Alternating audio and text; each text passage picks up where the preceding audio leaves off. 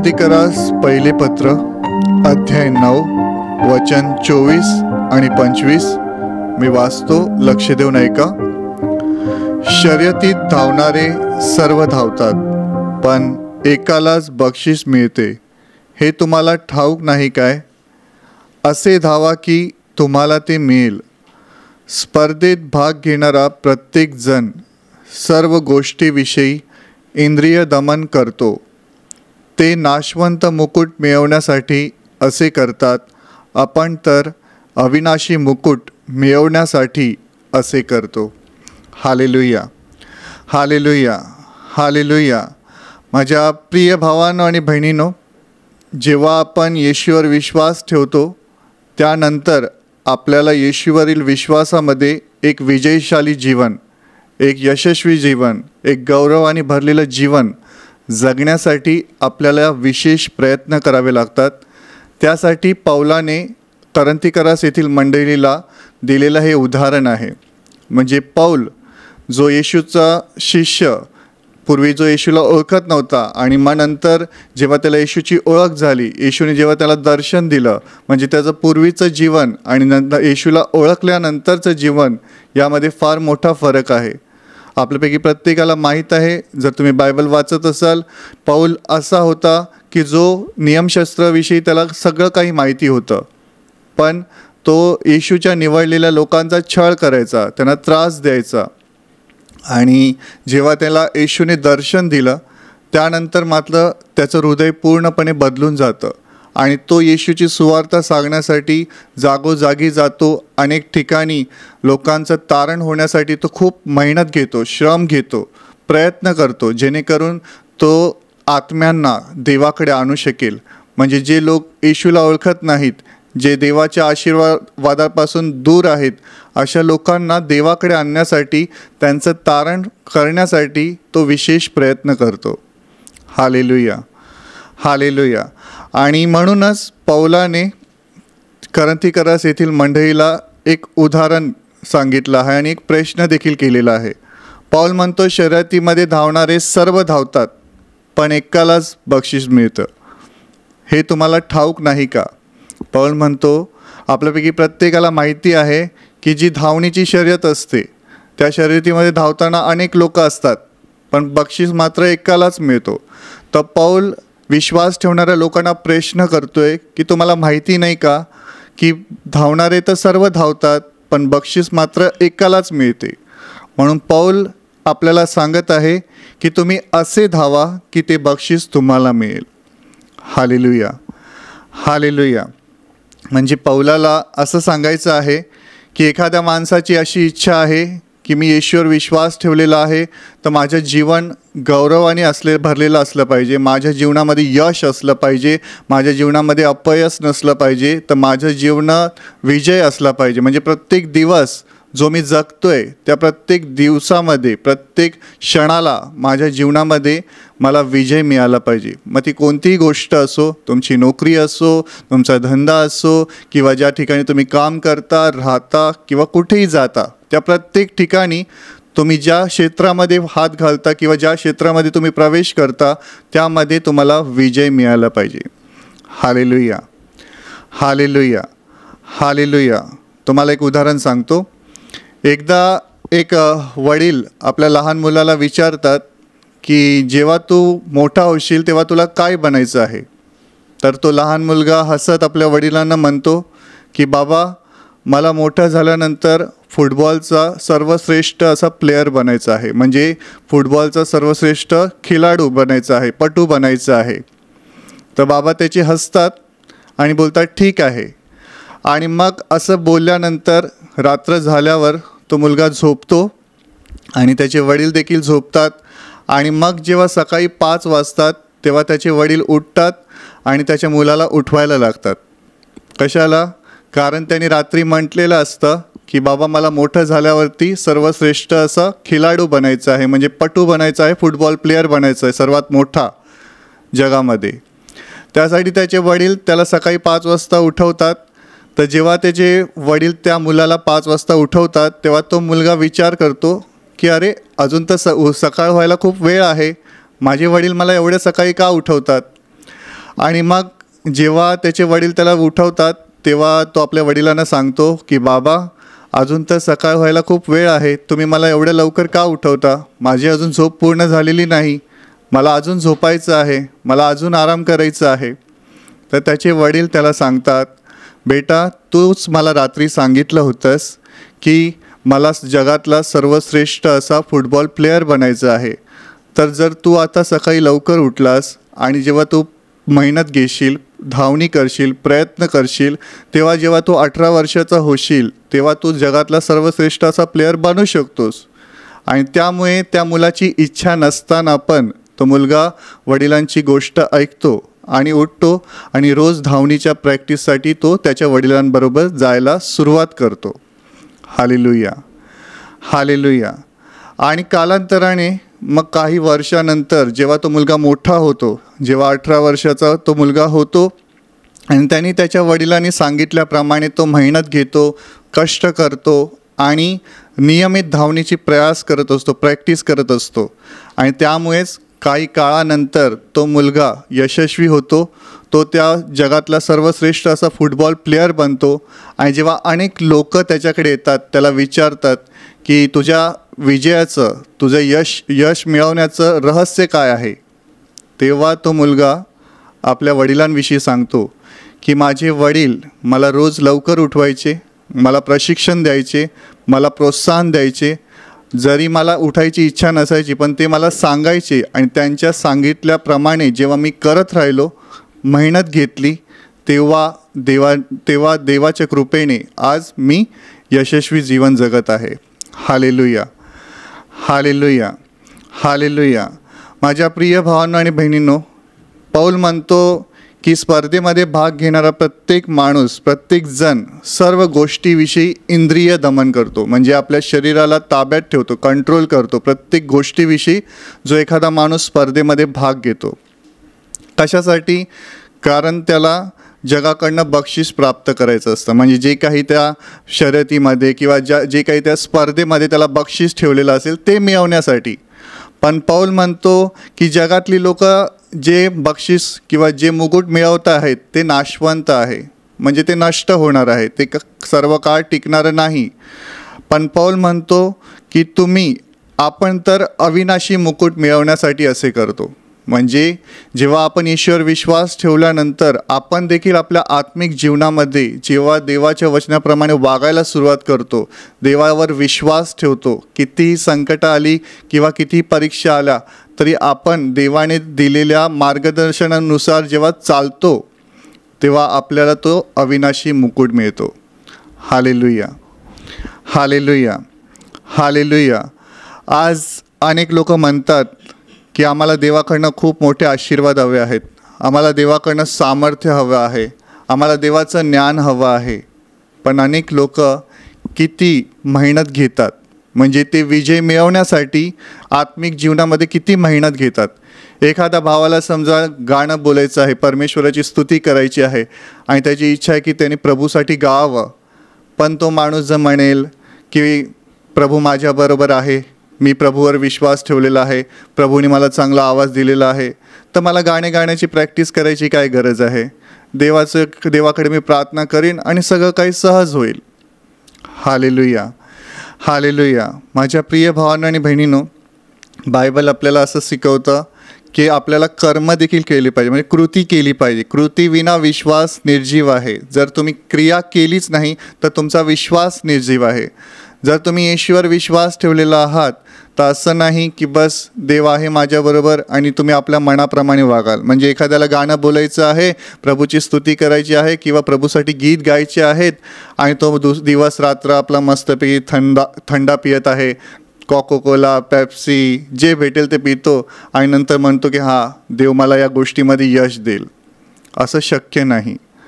एखाद्या माणसाला कुस्ती करायची आहे, कुस्तीमध्ये त्यांनी स्पर्धेमध्ये भाग घेतला आहे, त्याला कुस्तीमध्ये भाग घेऊन त्याच्यामध्ये जितायचं आहे आणि तो माणूस म्हणेल की काही नाही, देव माझ्याबरोबर आहे, मी किती खाल्लं किती काही केलं तरी माझाच विजय होणार. असं कधी घडणार नाही. एखाद्या माणसाला जर स्पर्धेमध्ये विजय व्हायचं असेल तर त्याला मेहनत घ्यावी लागते, त्याला कष्ट करावा लागतो, तेव्हाच त्या गोष्टीमध्ये त्या माणसाला विजय मिळू शकतो. जसं त्या मुलाच्या वडिलाने त्याच्या मुलाला प्रोत्साहन दिलं, त्याला सांगितलं की तू जेव्हा सकाळी उठणार, तू जेव्हा धावणार, तू जेव्हा प्रॅक्टिस करणार, तेव्हाच तू मोठं झाल्यावरती सर्वश्रेष्ठ असा फुटबॉल प्लेअर बनू शकतोस. माझ्या प्रिय भावांनो आणि बहिणींनो, आज आपण देखील जेव्हा येशूवर विश्वास ठेवतो, त्यानंतर आपण देखील देवाकडे खूप मोठ्या मोठ्या गोष्टी मागतो की देवा मला हे पाहिजे आहे, मला ते पाहिजे आहे, मला कर्जातून मुक्ती हवी आहे, मला आजारातून बरं व्हायचं आहे, मला चांगल्या ठिकाणी नोकरी हवी आहे. आपण देवाकडे मागतो खरं, पण आपण देवाच्या वचनाप्रमाणे देवाकडे प्रार्थना करतो का? आपण देवाच्या वचनाप्रमाणे चालतो का? सकाळी उठतो का? कधीच उठत नाही. अनेक लोक फक्त जेव्हा आम्हाला भेटतात, त्यांच्या आत्मिक जीवनामध्ये अनेक समस्या असतात, त्यांना देवाकडनं खूप काही हवं असतं, पण त्या गोष्टीसाठी ते मेहनत घेतात का? ते गोष्टी मिळवण्यासाठी ते श्रम घेतात का? पौल म्हणतो, शर्यतीमध्ये धावणारे सर्व धावतात, पण बक्षीस मात्र एकालाच मिळणार. तर तुम्ही असे धावा की ते बक्षीस तुम्हाला मिळेल. माझ्या प्रिय भावांनो आणि बहिणींनो, तुम्ही येशूवर जो विश्वास ठेवलेला आहे, त्या विश्वासामध्ये टिकून राहिला पाहिजे. विश्वासाने देवाकडे प्रार्थना केली पाहिजे. त्याचबरोबर तुम्ही क्रिया देखील करायला पाहिजे. नुसतं तोंडाने बोलून चालणार नाही की माझा येशूवर विश्वास आहे, देव माझ्याबरोबर आहे, देव मला सगळं काही देईल. हे शक्य नाही, कारण तुम्हाला विश्वास दाखवावा लागेल. एका भावाची साक्ष मी तुम्हाला सांगतो. जेव्हा जर्मनीमध्ये ऑलिम्पिक सुरू होतं, त्या ठिकाणी एक माणूस होता जो येशूवर विश्वास ठेवायचा आणि त्यांनी 100 मीटर धावणीच्या शर्यतीमध्ये भाग घेतला होता. त्यामध्ये त्यांनी नाव दिलं होतं की 100 मीटरची धावणीमध्ये त्याला भाग घ्यायचा आहे म्हणून. आणि जेव्हा ऑलिम्पिकमध्ये त्याला कळलं की ज्या दिवशी त्याची धावणीची शर्यत आहे, स्पर्धा आहे, त्यावेळेला ती स्पर्धा रविवारची आहे असं त्याला कळलं. आणि दर रविवारी तो देवाकडे प्रार्थनेला जायचा. कितीही काही झालं तरी तो प्रार्थना कधीच सोडायचा नाही, कारण रविवारची तो प्रार्थनेला उपासनेमध्ये भाग घ्यायचा. तर हा माणसाला जेव्हा कळलं की ऑलिम्पिकची जी स्पर्धेमध्ये मी भाग घेतला आहे, पण ती माझी स्पर्धा रविवारची आहे, तर हा माणूस ठरवतो की मी स्पर्धेत न जाता मी देवाच्या घरात जाणार, मी स्पर्धेत न जाता प्रार्थनेत जाणार आणि देवाकडे प्रार्थना करणार. आणि जेव्हा हा निर्णय तो घेतो, तेव्हा अनेक लोक त्याला बोलतात, अरे ऑलिम्पिकमध्ये कोणाला संधी भेटत नाही स्पर्धेमध्ये भाग घ्यायला, आणि तुला संधी मिळाली आहे आणि तू काय प्रार्थनेला जातोस, तू काय तिकडे देवा चर्चमध्ये जातोस, असे अनेक लोक त्याला बोलायला लागले. पण त्यावेळेला त्याने लोकांच्या बोलण्याकडे पाहिलं नाही, तर त्याने देवाकडे पाहिलं आणि तो म्हणाला की मी दर रविवारी प्रार्थनेला जातो आणि आतासुद्धा प्रार्थनेला जाणार. Hallelujah, hallelujah, hallelujah.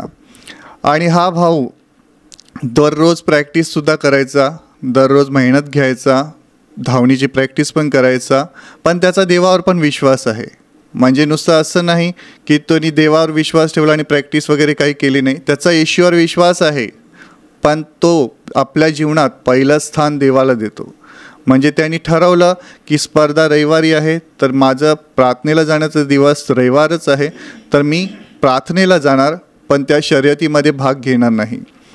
आणि जेव्हा तो असं करतो, तो रविवारी प्रार्थनेला जातो, त्याच्यानंतर दुसऱ्या दिवशी त्याच ठिकाणी 400 मीटरची धावणी असते, म्हणजे 400 मीटर धावायची स्पर्धा असते, तर तो त्या स्पर्धेमध्ये नाव देतो. आणि जेव्हा तो 400 मीटरच्या स्पर्धेमध्ये नाव देतो, तेव्हा अनेक लोक त्याला म्हणतात, अरे तू तर 100 मीटरच धावणार आहेस, तू 400 मीटर कसा धावशील, तुझी तेवढी कॅपॅसिटी नाही आहे, तुझी तेवढी क्षमता नाही आहे, तू शकणारच नाहीस, तू काहीच करू शकणार नाहीस, त्यापेक्षा तू तुझं नाव काढून घे, असं अनेक लोक त्याला सांगतात, सल्ले देतात. पण तो म्हणतो, नाही, मी या स्पर्धेमध्ये भाग घेतला आहे आणि देव मला विजयी देणार, हा त्याचा विश्वास होता. आणि जेव्हा स्पर्धा होते आणि तो माणूस संपूर्ण जगामध्ये नंबर 1 येतो, म्हणजे वर्ल्डमध्ये धावणारा पहिला असा माणूस बनतो, तो 400 मीटर धावणीमध्ये जिंकतो, हारत नाही. Hallelujah, hallelujah. म्हणजे जो 100 मीटर धावणार होता, पण त्याने देवाला आपल्या जीवनात पहिलं स्थान दिलं, आणि त्यांनी देवाला स्थान देऊन दुसऱ्या दिवशी त्यांनी 400 मीटरच्या धावणीमध्ये त्याचं नाव नोंदणी केली. आणि जो 100 मीटर धावणारा होता, तो देवाच्या ताकदीने 400 मीटर धावून जगामध्ये सगळ्यात प्रथम असा नंबर त्यांनी काढला, जो ऑलिम्पिकमध्ये त्याचा पहिला नंबर आला. माझ्या प्रिय भावांनो आणि बहिणींनो, त्याचप्रमाणे आपल्यापैकी प्रत्येकाने देखील देवावर विश्वास ठेवायला पाहिजे आणि त्याचप्रमाणे विश्वासामध्ये चालण्यासाठी, विजयी जीवन जगण्यासाठी देखील मेहनत घेतली पाहिजे. Hallelujah, hallelujah. नियमित तुम्ही तुमच्या स्वतःकडे पहा की तुम्ही प्रार्थना करता का? तुम्ही सकाळी लवकर उठता का? तुम्ही देवाला उठून धन्यवाद देता का? तुम्ही जिथे कुठे जाता देवाची स्तुती करता का? तुमच्या अंतःकरणामध्ये विश्वास आहे का? जो विश्वास तुम्ही येशूवर ठेवलेला आहे तर विश्वासामध्ये तुम्ही चालत आहात का? अशा अनेक गोष्टी तुम्ही आपल्या जीवनामध्ये पाहिल्या पाहिजे. का? जर तुम्ही नाही धावलात तर तुम्ही हरणार आहात. माझ्या प्रिय भावांनो आणि बहिणींनो, म्हणून पाऊल प्रश्न करतो, तुम्हाला माहिती आहे ना की धावणारे भरपूर लोक असतात, म्हणजे सर्वजण धावतात, पण बक्षीस मात्र एकालाच मिळते. म्हणून पाऊल म्हणतो, असे धावा की ते बक्षीस तुम्हाला मिळेल. काय बक्षीस आहे आपल्यापैकी प्रत्येकाला? ज्यांनी येशूवर विश्वास ठेवलेला आहे. जो येशूवर विश्वास ठेवतो त्याच्यासाठी देवाने जीवनाचा मुकुट ठेवलेला आहे. जो येशूवर विश्वास ठेवतो त्याच्यासाठी देवाने स्वर्ग ठेवलेला आहे. माझ्या प्रिय भावांनो आणि बहिणींनो, म्हणून आपल्यापैकी प्रत्येकाने मेहनत घेऊन देवाच्या राज्यामध्ये चालण्यासाठी श्रम घेतले पाहिजे. Hallelujah, hallelujah, hallelujah. नुसतं बोलून चालणार नाही की हो मला असं करायचं आहे, मला तसं करायचं आहे, मी असं करणार. खूप मोठ्या मोठ्या गोष्टी मारतात लोकांसमोर की मला असं काही करायचं आहे, मला देवाची सेवा करायची आहे. देवाची सेवा करायची आहे पण देवासाठी दुःख घ्यायला कोणी तयार नाही. देवाची सेवा करायची आहे पण देवासाठी श्रम घेण्यासाठी कोणी तयार नाही. माझ्या प्रिय भावांनो आणि बहिणींनो, आपल्यापैकी प्रत्येकाने असं धावलं पाहिजे की ते बक्षीस आपल्याला मिळालं पाहिजे. जो येशूवर विश्वास ठेवतो देव त्याला बक्षीस देणार आहे. माझ्या प्रिय भावांनो आणि बहिणींनो, जगातली लोक जे बक्षीस मिळवण्याचा प्रयत्न करतात ते नाशवंत आहे, ते नष्ट होणार आहे. पण आपल्याला जो देव बक्षीस देणार आहे ते सार्वकालिक आहे, ते कधीही नष्ट होणार नाही. म्हणतो आपल्यापैकी प्रत्येकाने देवाच्या राज्यामध्ये चालण्यासाठी, देवाच्या राज्यामध्ये टिकून राहण्यासाठी विशेष मेहनत केली पाहिजे. Hallelujah, hallelujah, hallelujah. म्हणून या वचनाच्या द्वारे पाऊल आपल्यापैकी प्रत्येकाला सांगत आहे की आपल्यापैकी प्रत्येकाने विजय मिळवण्यासाठी आवश्यक असे प्रयत्न केले पाहिजे. प्रयत्न केले पाहिजे. असं नाही सांगितलं की प्रयत्न नाही करा, फक्त देवावर विश्वास ठेवा चालेल. पाऊलाचं वचन आपल्याला शिकवते की आपल्याला आवश्यक असे प्रयत्न केले पाहिजे. त्यासाठी पाऊल म्हणतो, मी स्वतःच्या हक्कांवर पण पाणी सोडलेलं आहे. म्हणजे तो स्वतःला काहीच समजत नाही. मग त्याप्रमाणे आपण देखील आपल्या इच्छा, आपल्या मनातील इच्छा न बाजूला सारून आपण देवाच्या इच्छेप्रमाणे वागायला पाहिजे. Hallelujah, hallelujah, hallelujah. माझ्या प्रिय भावांनो आणि बहिणींनो, देवाच्या या वचनाप्रमाणे तुम्ही वागत राहा, चालत राहा, म्हणजे तुम्ही कधी अपयश होणार नाही. देव तुम्हाला आशीर्वादाने भरून काढेल आणि तुमच्या जीवनात तुम्ही विजय प्राप्त कराल. Hallelujah, hallelujah, hallelujah. माझ्या प्रिय भावांनो आणि बहिणींनो, आता मी तुमच्यासाठी प्रार्थना करणार आहे. तर तुम्हाला एखादा आजार असेल तर त्या आजारी भागावर हात ठेवा, किंवा त्या ठिकाणी हात ठेवणं शक्य नसेल तर आपला हात छातीवर ठेवा. पूर्ण विश्वासाने या प्रार्थनेमध्ये भाग घ्या. देव एका क्षणात तुम्हाला स्पर्श करून बरं करेल. हे प्रेमळ पित्या, आज जितके भाऊ बहीण हे वचन ऐकत आहेत आणि ज्यांच्या जीवनामध्ये अपयश आहे, निराशा आहे, दुःख आहेत, त्या सर्वांसाठी मी तुझ्याकडे मागत आहे. या सर्वांवर तुझी दया कर. त्यांच्या जीवनातील सर्व अपयश तू काढून टाक आणि त्यांचं जीवन तुझ्या गौरवाने, विजयाने भरून काढ.